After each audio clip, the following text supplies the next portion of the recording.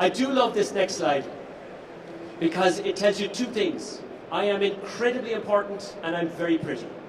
And you could just speed read. Andy, you're not believing this here. You know that? I can see you. You're just saying, no, I don't believe it. Andy here from Rockwell is a very, very good friend of mine and a guy who understands where we're at. So I'm a European founding director on Eureka Smart Program, which is the latest Eureka program to be built around advanced manufacturing. I'm on a number of these executives at a European level. I'm also chairman of the National Steering Committee Cobotics, and I have a number of members here, including Mary, who is from NSAI and runs the entire standardization side of that house for us. So it gives you an idea of where we are. So I'm here to talk about Irish manufacturing, and it's an incredible story. And this is something that we miss sometimes when we're talking about manufacturing. 30% plus of our GDP comes directly from manufacturing. 12% of our jobs from manufacturing in Ireland. If you're looking at hips and joints and so on, 60% of those joints that are anywhere on the planet are made in Munster. 33% of all contact lenses made on Earth are made in Ireland. We have an incredible record here, not just from multinationals, not from this tax break that you're hearing about all the time, but from the indigenous Irish companies, the SMEs, the academics, all of that ecosystem working together to create this manufacturing environment that is really, really unique. And manufacturing matters not just to Ireland. You can take photographs, yes, absolutely. Is this my good side? You good? Yeah? I can meet you after, you'll be grand. And it's really important from a European perspective as well, remember, because in Europe, there are 2.1 million different manufacturing companies on that continent. And they're generating 7 trillion euros worth of turnover and employing 30 million people directly. And they account for over 80% of all the exports that go off the trading block in Europe. So it's an extraordinary, extraordinary process that we've got here. Unfortunately, when you talk to people about manufacturing, this is the attitude you get. We're doomed, we're in real trouble. And when you talk to mammies, and I'm married to an Irish mammy and I have an Irish mammy, God mind her and keep her safe, as the man says. And if you talk to an Irish mammy about manufacturing, she'll tell you it's dirty, it doesn't pay well, and it doesn't matter because robots are coming and robots are going to take over the world and you're not going to have a job anyway. And this is the kind of process that we're getting from manufacturing. And if you think this is not a relatively new sort of thinking, if you look here, you're looking, yeah, come on away in, you're very welcome. I won't embarrass you by asking you to have a seat. Good man you are, you're doing fine. Lovely to have you. If you were looking at owning an automobile in the 1900s, you had to have a guy walking in front of you with a flag. That was the attitude to technology. And we find that even today. So I chair the National Steering Committee on Cobotics as well. I'm a very busy and very important man, as I said. Michal Cassidy, you're welcome in. This is our CTO. When he spoke this morning, there was 6 people listening to him. So this is what a proper audience looks like, Cassidy. But do have a seat, don't ask a question. And we steer the National Steering Committee on Cobotics. And of course, this is a group that is looking at that exact same problem. So if you look at collaborative robots, what you're looking at is something that's safe, easy programmable, it's flexible, it's cheap. And yet when you're looking at that and the implementation of it, there are huge challenges in terms of health and safety, for example. And looking at this is a cobot, which is a robot, if you like, being used in an open space within an organization, and the health and safety issues that come with it and so on. Mary at the back from the NSAI, she heads up that standardization group that works as part of this subcommittee here in pulling out those standards and making sure that there's an Irish voice at an international level to feed into this program so that we can overcome exactly this problem, which is this philosophy that a new technology has got to be minded to the nth degree to a point where you lose the veracity or the efficacy of what that tool can do. We have to be careful, however, because we know that in the evolution of the car, for example, in the model that I'm giving you here, this is the kind of thing that sort of happens. And I have to say, I can't really be negative or critical of this young lady. This hair doesn't just happen. I have my own in-car hair process going on there. So we're all looking at these trends that are coming forward. And we have to be careful with trend analysis. Okay? Not every guru that's out there that tells you what's going to happen is going to happen. And you're reminded completely, yes, you may sit there. There's nobody sitting there. You're very welcome. Good to have you. Front seat as well. Good man you are. That's brave. So we're looking at something, and if you remember, there was a T.G. Watson who was the CEO of the IBM in the 1940s, and Watson very famously told us that there would be a world market for maybe 5 computers. Now, he is pillared for this, but he was a genius in his own way, but it does tell you that no one, or not everyone, is fallible. But there are trends out there that we have to recognize. And some of them are around platforms, for example. So if we look at something like Amazon, Amazon has been incredibly effective at removing the middleman. So the middleman is, you'd say, the bookkeeper, for example. So I manufacture a book, it goes on that platform, and the customer can reach out and buy that product from me. So the middleman has been removed. So what does that mean for manufacturing down the road? And what it means, of course, is that the manufacturer, the producer in this place, the manufacturer is some... Why are you taking photographs? Speak up. I'll give you a copy of the slides. It's me Hall that works with me. I'm investing. I'll take a photograph. I'm investing. The middlemen that are being removed out of this process, of course, would be the producer. So how's that happening? How is the manufacturing entity being removed out of that cycle? And of course, think of something like additive manufacturing. You know this 3D printing? Those of you who are into Star Trek, is it Star Trek, the Captain Picard? Is that him? Star Trek. So he went up and he used to look at this machine and say, I'll have an Earl Grey tea, and it would miraculously appear. That kind of additive manufacturing stuff. I always wanted to know where he put the cup and saucer, to be honest. But anyway, so he's here and he can do it. Of course, additive manufacturing is one of those things that's going to change and transform what we do here in this island and elsewhere, right throughout the planet, in terms of additive manufacturing. And the slide I've got behind you is a group of companies that are working with us in Irish Manufacturing Research in a facility we've got down in Mullingar in the Midlands. It's a 110,000 square foot facility sitting on 22 acres, and we have facilitized over 30,000 square feet of that now at the moment, and dedicating it to driving out innovation in additive manufacturing. Please come in, there's almost a seat left for you. It'll be grand, there's loads in there, right behind Con there. There you go, no need to sleep, no need to stand. Right, so what you're looking at is a group here that are working together to de-risk additive manufacturing as a process going forward. And this is incredibly important, because if you're a manufacturer in the supply chain, and you're making a widget at the moment, and somebody is developing a platform and piece of material that can be done using additive, you need to know about that, you need to be ahead of that, you need to be building value into your organization in doing that. This is a very famous slide. I've lifted this from the website. I have no reason to be using it. There's no copyright on it and so on. If you look at this, you're seeing Industry 4.0. And very often people use this, and of course they tell you about technologies that are there. If you just have a quick look at autonomous robots, simulation, Internet of Things. I know Charlie's going to be speaking later on from Intel on the Internet of Your Things and so on. All of these philosophies are coming. And in Ireland, the IMR, of course, chairs the National Executive in Industry 4.0. Charlie will be on that from Intel, the head of the ACE Group in Johnson & Johnson, the Global IoT lead for Ericsson and so on, building out a strategy for us nationally in the space of Industry 4.0. But what's missing from next generation manufacturing? Can anyone tell me? Kanshi, and what's missing from next generation manufacturing?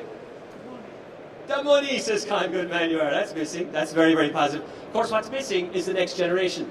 Look at them. These bright, beautiful, young, squeaky, clean, happy, enthusiastic, intelligent young people taking selfies of one another. And you're thinking right now, Muppets. That's it. This is the next generation. So when you consider the rate of change that's going on in technology, and you add these guys into it, you're getting a very, very potent mix of what's going to happen in future generation manufacturing. I'm raising two of these kids, so I know what I'm talking about here. Every time you look at them, they're on an iPhone or an iPad or a smartphone, and their heads are down, they're bent down. And my generation will tell you that this never happened before, which of course it did. Listen, a new technology coming along to isolate people and put them there, we're all at it. We all have it, and we can see exactly what's going on in terms of who we are. So when I was young, just in terms of the generational difference, when I was young, you worked hard in school, you went to college, and if you did that, you got a job where you had a shower before you went to work. If you didn't do it, you got the job maybe that you had a shower when you came home from work. And those of you who are raising millennials and digital natives will know that they neither shower nor work. Very, very interesting group. So you have to see it. And I want to give you one example. And the one example is that very beautiful young lady on the left-hand side is my eldest daughter, and she is part of a band called Painted Skies. It's a small little band. They're 16, 17, 18 years of age. This year they're playing in Electric Picnic, they're playing in Longitude, they're playing in Bloom. They've had 3 top 10 hits into the download charts. They've been nominated for an Irma Award. Bono's son is following her on Instagram, whatever the hell that means, and she is living the life and loving it. Monitoring. Look at how these guys produce a product. They do not. Bridget, come on in, bed. Look, I have a seat here. Bridget, get in here. I'll only embarrass you more, child. There we go. President of the Mullingar Chamber here. X. Keep going. Mr. Healy. Barry, how are you getting on? There you go. Acknowledge you. How are you? Lovely to see you. Ex-director of Life Sciences for the IDA. Now with Accenture, isn't it? You're looking trim and healthy, my friend. It's good to see you. I'm always at heckling now, heckle one at a time, so you know what you're at. So if you look here, my beautiful daughter's in part of that band now. They don't have a website because websites cost money, you need a domain name, all that nonsense. They do it on Facebook because it's free. They're on Instagram, they're on Twitter. They put a video up online, it got picked up by the Daily Mail, and 27,000 people downloaded it, and they did that for free. They have a Spotify legal agreement, they have a legal agreement with iTunes. So here is a generation that we would look at and we would say, this generation wants to get everything for free, and yet in this business model, when they generate a product, which I will remind you doesn't exist in the real world, it gets transferred to the customer over platforms that didn't exist when we were that age. They will give some of it away, they will stream some of it for peanuts, and they'll download other elements of it for a more substantial cost. I haven't given that child money in over a year and a half, because they're able to build that revenue into what they're doing. None of them are from the music business, none of them have a business background, none of them doing commerce, none of them particularly bright, if you ask me, and they never leave my kitchen, and they're able to generate this. So this is a generation coming at us. So what kind of jobs are we going to create for these guys? What kind of environment are they going to go into? Now you always take a chance in a room like this when you reference a website, because then half my audience is going to start opening their laptops and going to save it for after, because you're just going to miss so much good stuff. Are you sure there's room in here? Do you want to come in another little bit? Just the people behind you can't see my brilliance. There you go. Let them in. There you go. Come on in another bit. Make space at the sidelines there.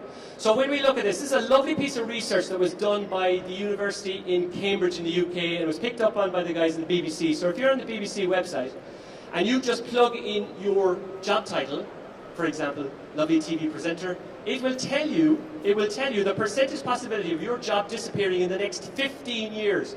1-5. It's very interesting. If you're an electrical engineer, don't do it. You'll just be depressed. I don't want to do this to you. You've worked so hard. You're so bright. You're just in the wrong damn job. But if you're a nurse, for example, you will not be replaced, because there's a 3% possibility that you will be replaced by AI in the next 15 years. If you're a doctor, however, a GP, there's a 96% chance that you're going to get replaced by this. So it's all doom and gloom. You're all in real trouble. So no wonder these young people are looking at us kind of funnily. But there was a great report done by McKinsey in 2016. Again, another reference. But in that report, have I got this? Hey, only 5% of all occupations will actually disappear, but 60% of them will transform themselves completely. And this doesn't violate expectations. So when you think about this, if you look at the medieval home that was there in the 1300s or 1400s, whatever it was, and you look at the occupations that were there at the time, barkeeper, housekeeper, gardener, the guy who makes the beer, all of these are still here with us. They've been transformed completely as roles, but the occupation itself still exists. And there was a wonderful lecture by a guy called Johan Satra, who's a lecturer in Chalmers University in Sweden last year at the World Manufacturing Forum. And this guy was making the point that there's a difference between occupation and job and task. And this is part of the messaging we need to get to our funding agencies, to the mammies and daddies of Ireland, to the young people and so on engaging. If you have a highly repetitive task, then you should be talking to Andy Lynham down there in Rockwell about getting rid of that, so that you can get this problem solved for that individual, so that that individual can turn around and become more effective, and you will get more turnover per employee, and you will get more out of the process as a result. This isn't about robots coming taking your jobs. This is about being more effective and living in the real world and taking the advantage of that. Remember that the top 5 companies in Europe that had significant investment in automation in the last 6 years all increased their workforce significantly. The idea that, do I want Barry Kennedy, who's our CEO, he's an ex-director in Intel, an absolutely incredible guy, and he's one of these lines where he says, do you want to pack the chicken, or do you want to be programming the robot that packs the chicken? And this is where Ireland sees herself right now in terms of what we're doing. There's a lovely quote from Hoffer a number of years ago. He's talking about the learned and the learned.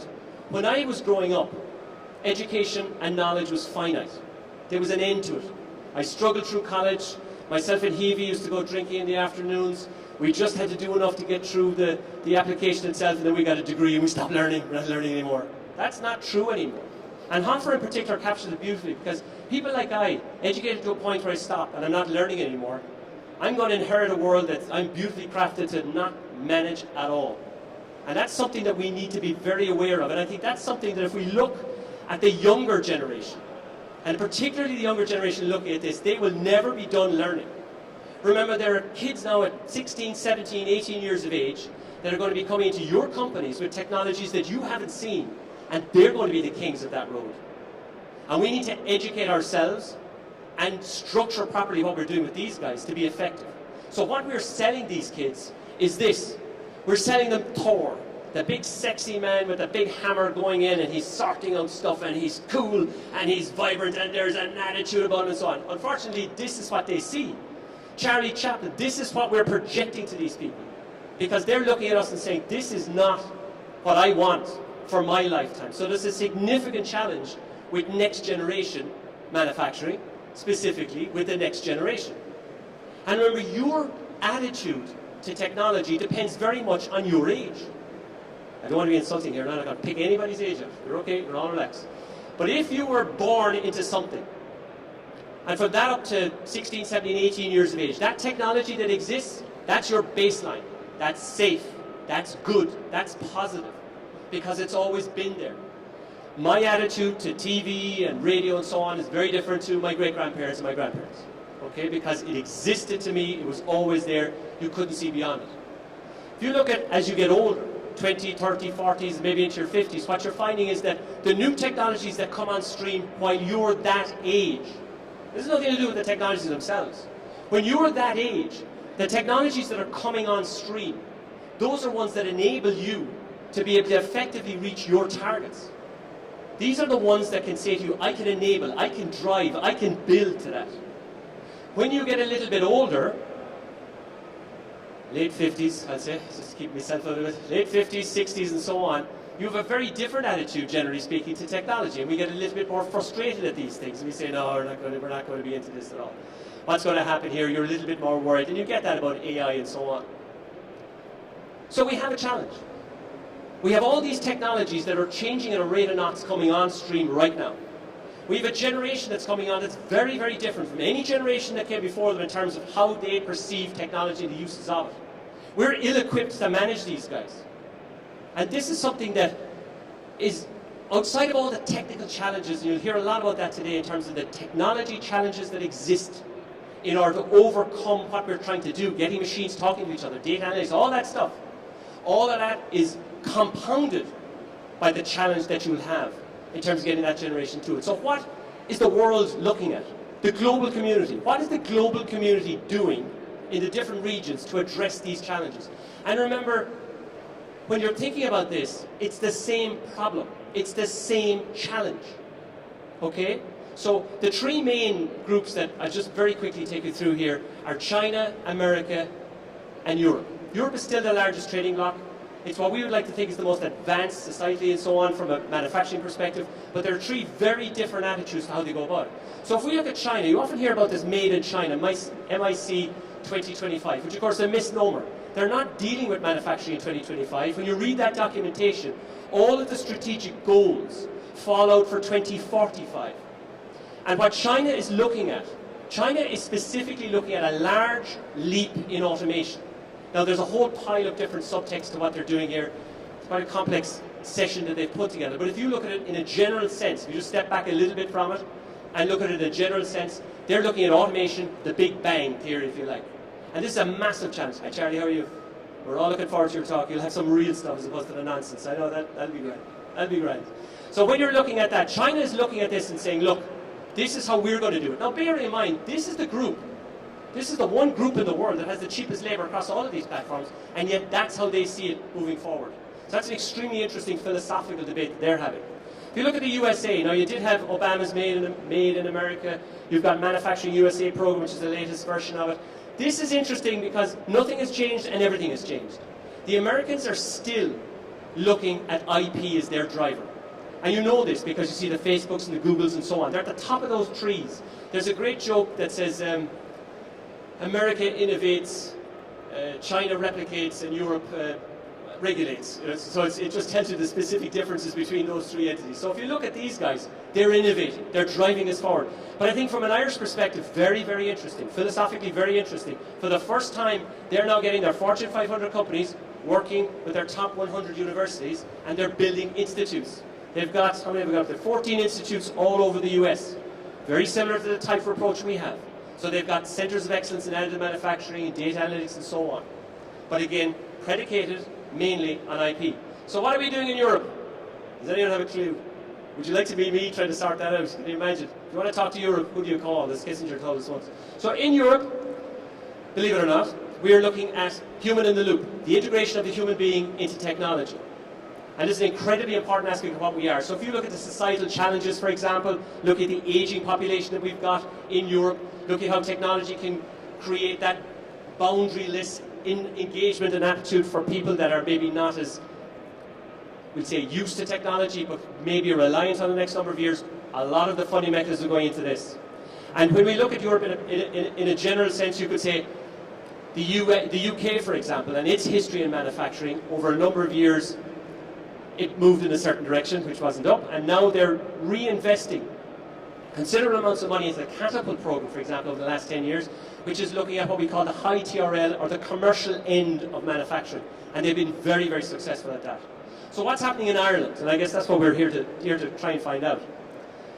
We often talk about this bridge gap between the academic deep dive research that's been done, and excellent stuff done right through Europe, and then on to the other side of the bridge, which is the commercial end. How do we get that stuff out of academia? How do we get it working properly?